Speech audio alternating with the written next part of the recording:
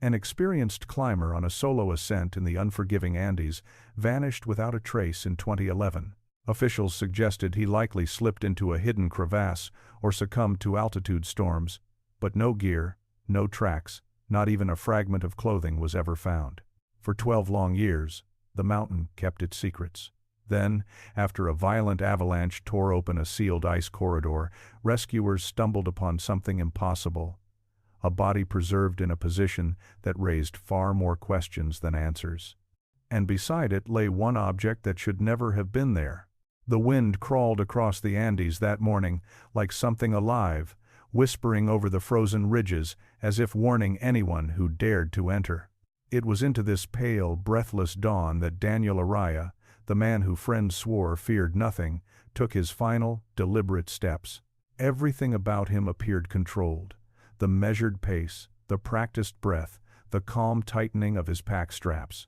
Yet something in his eyes carried the weight of a man standing on the edge of a threshold he couldn't name. For years, Daniel had lived for the mountains. He loved the discipline, the solitude, the precise tension between life and death that only the high places could offer. His sister remembered him laughing the night before the trip, tapping his gear bag and saying, "I know these mountains. They can't surprise me anymore." His climbing partner, Marcelo, disagreed privately but didn't argue. Daniel had always been stubbornly confident. And yet, in the days leading up to the expedition, small cracks appeared in that facade. A text message to his father ended with, "If the weather turns, well, let's hope it doesn't." A voicemail to a friend carried an unusual pause before he said goodbye, as if considering adding something more but deciding against it. None of it seemed alarming at the time. Only later would those closest to him replay those small hesitations, wondering what they had missed. The Andes that season were volatile storms, gathering in strange, sudden patterns, temperatures dropping so sharply that veteran climbers abandoned planned routes. Daniel, however, saw challenge where others saw threat. He studied charts, calculated storm windows, checked and rechecked his equipment. Everything about his preparation was meticulous. There was no hint of recklessness in the way he tied his knots or plotted his ascent. If anything, he seemed more cautious than usual. On the morning of his departure, Marcelo walked with him to the trailhead. Frost crackled under their boots as the sky shifted from ink to silver. Marcelo noticed Daniel kept glancing at the northern ridge, not at the summit he aimed to reach, but toward a sheer column of ice he had never climbed before. "You switching routes?" Marcelo joked. Daniel shook his head but didn't elaborate. It was the first time Marcelo had ever seen him avoid a direct question. When they reached the base point, Daniel made his final radio check. A soft hiss filled the airwaves. He frowned, adjusted the dial, and tried again. This time the connection cleared, though the tone in his voice didn't.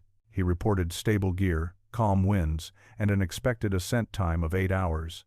His last words to the base operator were routine: "See you at the checkpoint." But those weren't his final words. As he turned away, radio still in hand, he murmured something under his breath, a puzzled, almost distracted comment that the operator noticed but didn't understand. "That shouldn't be there." "Say again?" the operator asked.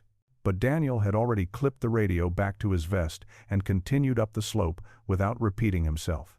His footprints pressed clean into the powder, perfectly spaced, perfectly aligned, a picture of efficiency and control. Marcelo watched him ascend until he was a dark speck moving against the pale wall of the mountain. For a moment, the wind shifted, and the air carried Daniel's silhouette like a wavering shadow. Marcelo felt an unexpected chill. He couldn't place why, but something about the way Daniel moved seemed different, as though he was not climbing toward the summit, but toward something hidden beyond it. By midday, clouds began to roll in, swallowing the higher ridges. Marcelo attempted to radio him, just to check in, but Daniel didn't respond. A missed call wasn't unusual.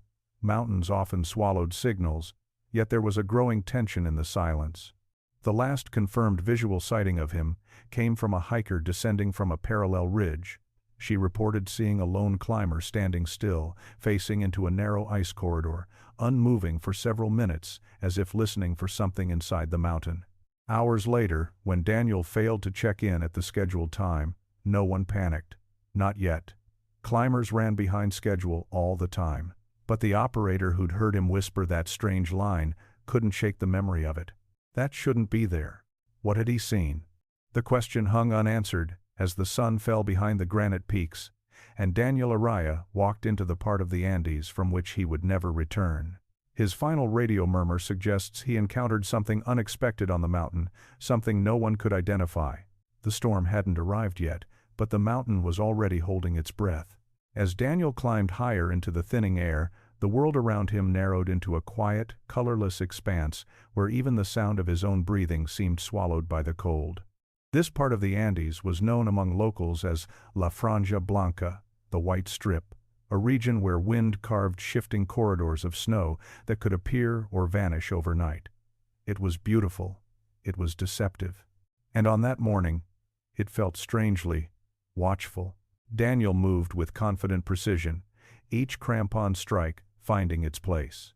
His GPS tracked steady progress for the first 3 hours, clean, uninterrupted pings marking his ascent along the route he had carefully planned.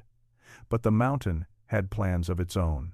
As he reached 5,200 meters, clouds began to coil around the upper ridge like drifting smoke, and visibility shrank to a faint halo around his body. Still, he pressed forward. He recorded a short entry into his voice log, a habit he developed on solo climbs. Visibility dropping, but ridge holds. Winds manageable, continuing. His voice sounded steady, almost bored. But at the end of the recording, after a long pause, he added quietly, "Hearing something. Probably wind tunnels." Moving on. He didn't elaborate, and the log cut off abruptly. By noon, the satellite tracker showed something that would later puzzle investigators, a sudden, sharp deviation east toward a narrow ice canyon not included on his ascent plan. A place climbers avoided. A place where storms tended to trap sound in strange, echoing patterns. At 12:34 p.m., a single GPS ping placed him at the entrance of that corridor. And then, nothing. For nearly 40 minutes, the device transmitted no location, no movement, no altitude shift. Search analysts later debated whether it was equipment failure, atmospheric interference, or intentional shutdown. All they knew was that when the signal finally returned, Daniel was deeper into the corridor, moving slower, his path weaving in a strangely inconsistent line. Meanwhile, far below, base operator Lyra Santos attempted another routine check-in. Climber Araya, confirm position. Silence. She waited. Tried again. Daniel, radio check. Only static, faint, and uneven, like something brushing against the microphone on his end. Lyra leaned back in her chair, frowning. "That's odd," she muttered. Daniel always responded, even if only with a quick acknowledgement. Up on the ridge, Daniel continued navigating the tightening walls of ice. The canyon twisted sharply, funneling wind through narrow chutes that screamed like distant voices. Powder lifted in thin spirals around his boots. At one point, he stopped completely. Carefully, he knelt, brushing snow away from the ground. His gloves hesitated over something he didn't recognize. Hours later, when rescue teams retraced his route, they would discover that very spot, and the object resting there would make no sense. A rusted carabiner. Old mountaineering grade. The style hadn't been manufactured in more than 30 years. Weather-worn, frost-embedded, and absolutely not Daniel's. Local climbers swore no one had used that canyon in decades due to its shifting ice hazards. No previous expeditions listed it as part of their route. Yet the carabiner sat half buried in the snow, right at the point Daniel paused. Why had he moved toward it? Why had he changed routes at all? At 1:22 p.m., Daniel's radio crackled alive for a moment. A single, faint sentence escaped the static. "Not alone in here." Then silence swallowed the frequency again. As afternoon approached, the weather turned volatile. Wind hammered the ridge, sweeping loose ice into opaque sheets. Daniel's final known GPS ping appeared at the canyon's midpoint, before disappearing entirely. This was the same moment the first storm wave struck an icy blast so sudden it caught even veteran climbers off guard. Base took notice. Lyra radioed him again. "Daniel, respond. Storm incoming. Repeat, storm incoming." Nothing. Nearby mountaineers later reported hearing unusual echoes from that sector, metallic ringing, like something tapping against ice walls. But when asked what direction it came from, none could agree. Sound bent unnaturally in that canyon. By the time evening settled over the Andes, Daniel's trail of data ended abruptly, as if he had stepped off the map entirely. And for search teams, the only clue left behind, the one object found at his last confirmed location, would become a mystery all its own. A rusted piece of gear from another era, lying exactly where Daniel changed course. The canyon revealed an item that didn't belong to Daniel and shouldn't have existed there at all. Storms in the Andes were rarely gentle, but the one that swept over La Franja Blanca that evening felt almost sentient, a violent, rolling mass of wind and ice that erased footprints, swallowed echoes, and sealed the mountain behind a white wall. By the time rescue teams mobilized, Daniel had already slipped into a silence far deeper than the weather could explain. The initial response was swift. Daniel was well known, respected, and meticulous. When his tracker went dark, seasoned climbers in the region assumed equipment failure, not disaster. But as hour after hour passed with no radio contact, concern hardened into urgency. Marcelo was the first to volunteer. He would never miss 2 check-ins, he told authorities, voice tight. Never. Something's wrong. Helicopters lifted off at dawn. Search crews fanned across the lower ridges, their boots sinking into unstable snow. The storm had left behind jagged fractures and shifting ice plates that made every step treacherous. They reached Daniel's last confirmed GPS location by midday, the narrow canyon he was never supposed to enter. What they found disturbed them. Not because there was evidence of a fall or panic there wasn't. Not because they found signs of a struggle they didn't. It was the absence of everything that unnerved the team. No footprints leading out. No gear. No scraps of fabric torn by ice. Nothing. The canyon floor was unnaturally smooth, as if wind had polished it overnight. "It's like the mountains swallowed him whole," one searcher muttered. When they located the rusted carabiner, the same one Daniel had paused beside, investigators gathered around it in silence. Its edges were rounded from age, its metal dull and pitted, the strap loop frozen stiff as bone. One rescuer knelt, lifting it gently. "This is antique," he whispered. "Why would he be carrying this?" "He wasn't," Marcelo answered. His voice was low, certain. "Daniel never used vintage gear, ever." But that was only the first anomaly. As teams pushed deeper into the canyon, they noticed something unnerving. A thin line of disturbed snow along the right-hand wall, as though something heavy had brushed past, smooth, continuous, and far too high off the ground for a human shoulder. The dogs brought in for scent detection reacted strangely.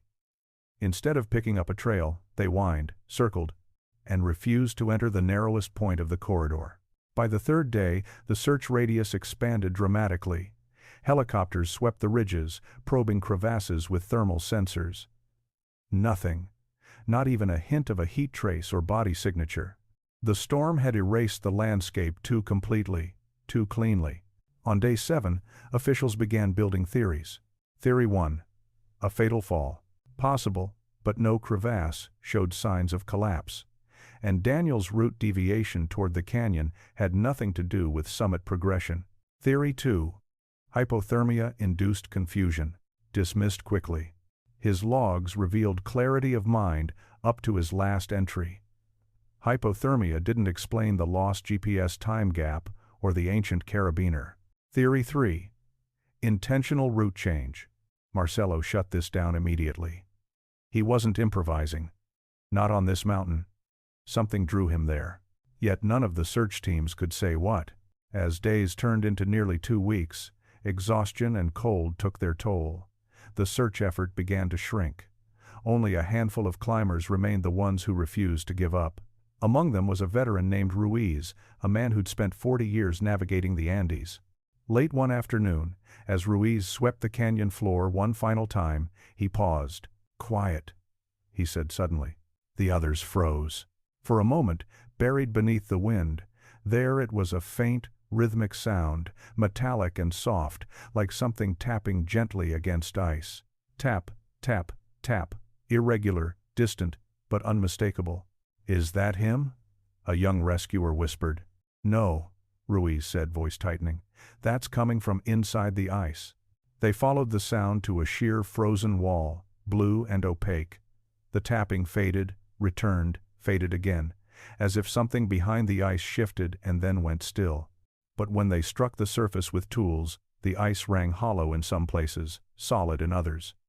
No cavity, no trapped climber, no equipment. The sound gave no origin point, no direction. It simply existed and then vanished.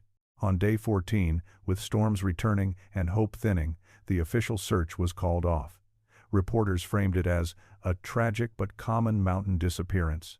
But those who stood in that canyon, who heard the metallic tapping and saw the untouched snow, knew there was nothing common about what happened to Daniel Araya.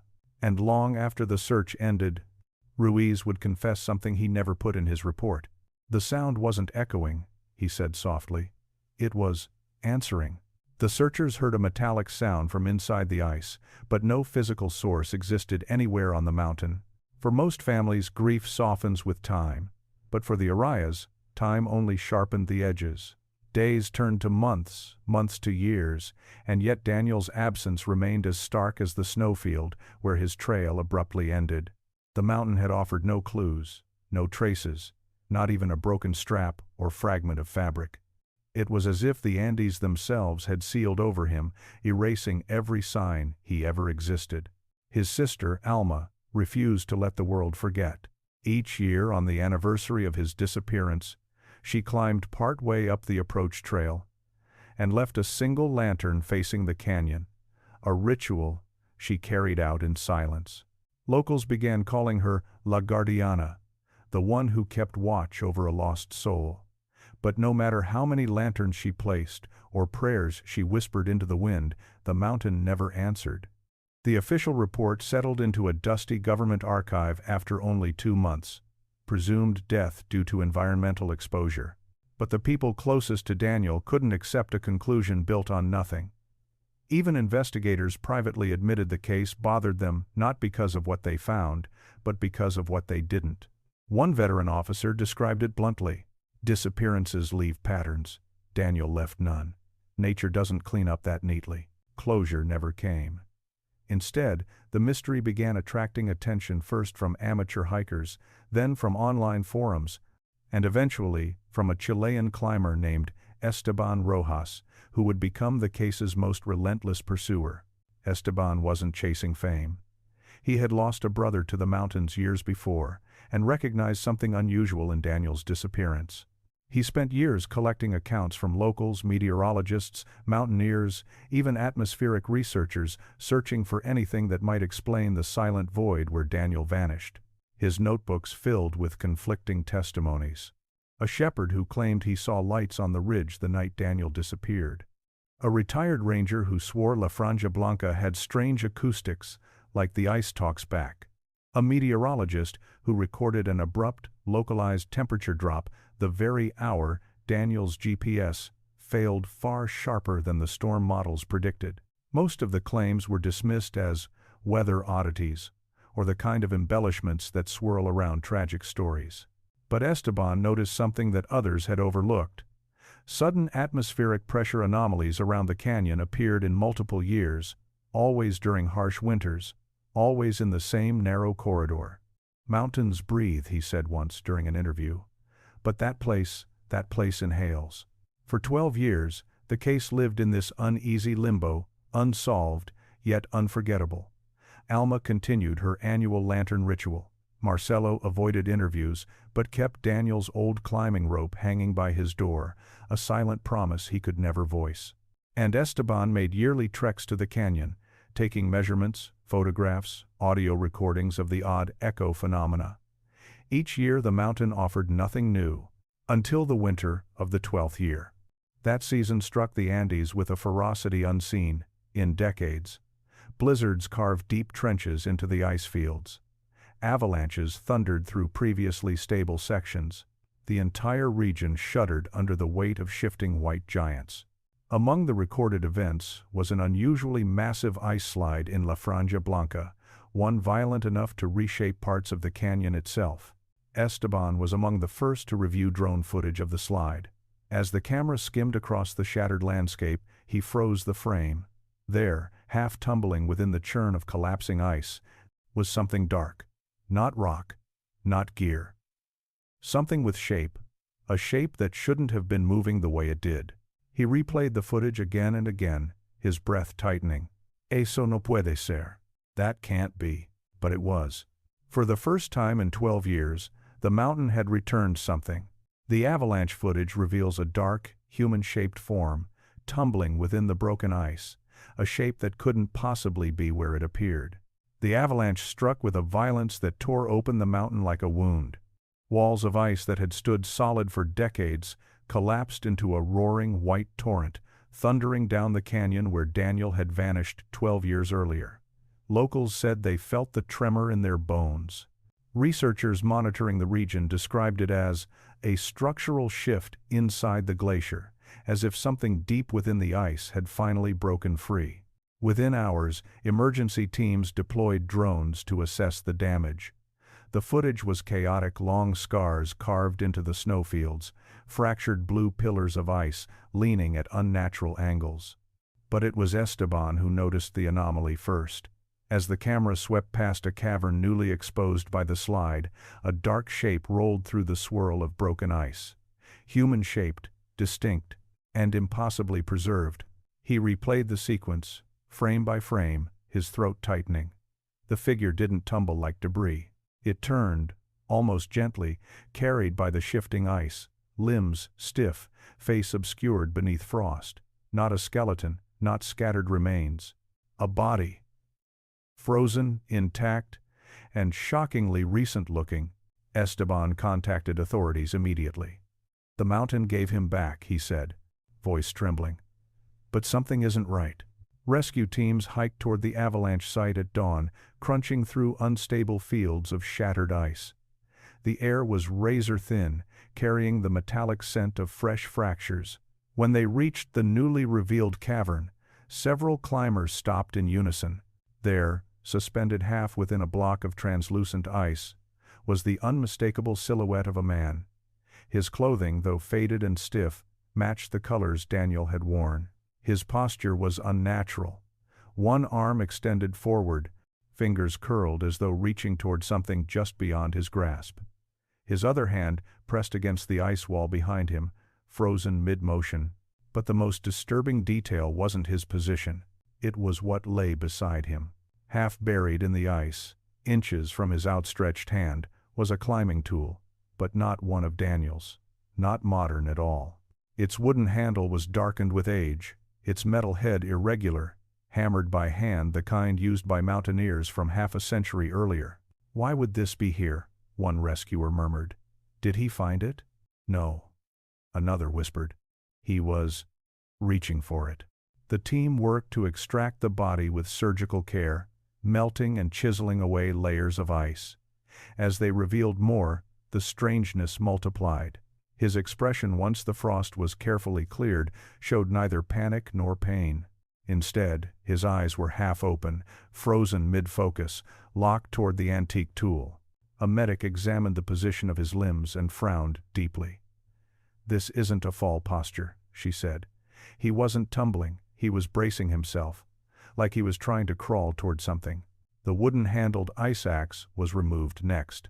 When catalogued, it dated to an expedition from the 1972nd, one that had attempted a route miles from Daniel's location and had never entered La Franja Blanca. Records showed 2 climbers from that long-ago expedition vanished in another storm, their bodies never recovered. But no one could explain how their gear ended up sealed in a glacier dozens of kilometers from their last known position. As rescuers prepared Daniel's remains for transport, Esteban arrived at the scene. He stood in silence, breath misting in the frozen air, staring at the man whose story he'd followed for over a decade. He wasn't just lost, Esteban murmured. He found something the mountain kept buried. A nearby investigator nodded stiffly. If he was reaching for that tool, maybe he thought someone else had been there. A quiet dread settled over the group.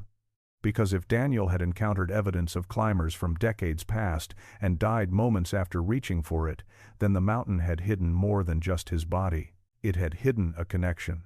As the extraction continued, one rescuer brushed loose a final crust of ice around Daniel's right hand and froze. "Wait," he whispered. "There's something underneath." The hand was curled around not just ice but a small, dark object lodged beneath his fingers.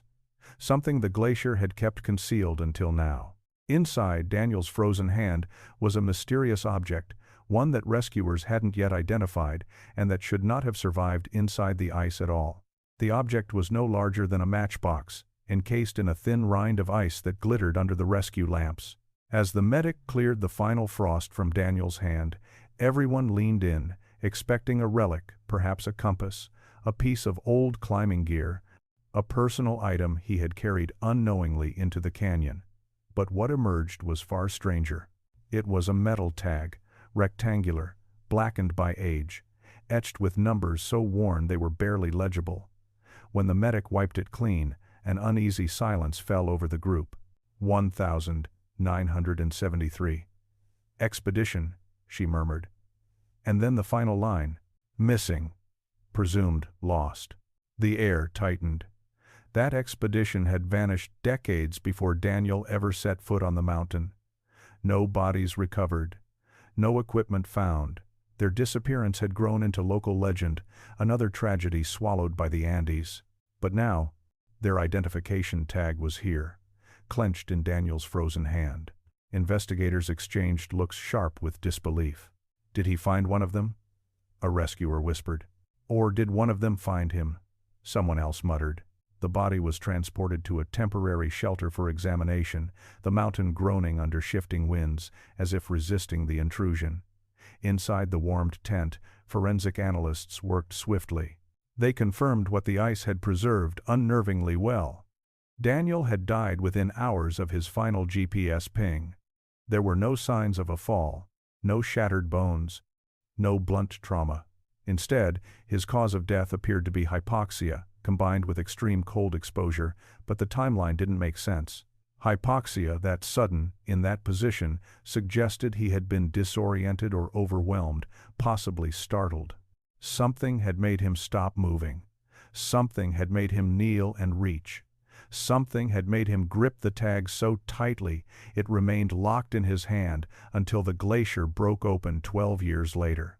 Marcelo arrived at the base camp that night, eyes swollen with grief and relief in equal measure.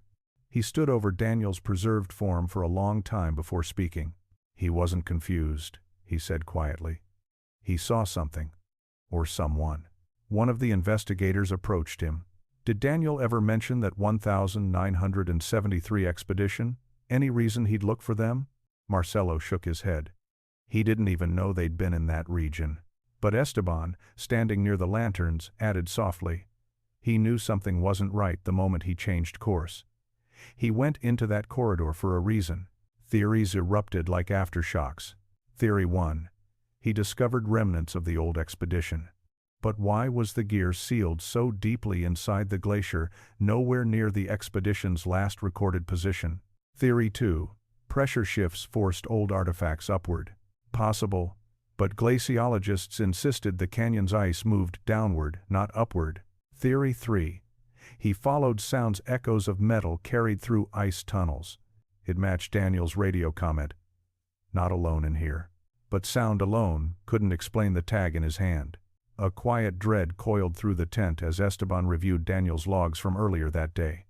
He said he heard something before the storm hit. Something he believed wasn't just wind. Then he looked at Daniel's final posture, the outstretched arm, the bracing legs, the eyes fixated on the antique axe. "Whatever he found," Esteban whispered, "he didn't walk into it by accident." Officials attempted to craft a logical explanation for their report. "He encountered historical debris," they wrote. "Recovered an artifact. Succumbed to exposure shortly after." But those who had seen the position of the body, the disturbed snow pattern inside the canyon, and the unnatural smoothness of the ice, knew better. Daniel hadn't simply recovered an artifact. He had reached for something, or someone moving just ahead of him. As the team prepared to transport his body off the mountain, one final detail emerged. Among the recordings recovered from Daniel's damaged radio unit was a 2-second audio clip captured during the moment his GPS went dark. A faint metallic tap, tap, tap, echoed through the static rhythmic deliberate. The same sound Ruiz had heard 12 years earlier. When the analysts filtered the audio, a chilling revelation crystallized. It wasn't just tapping,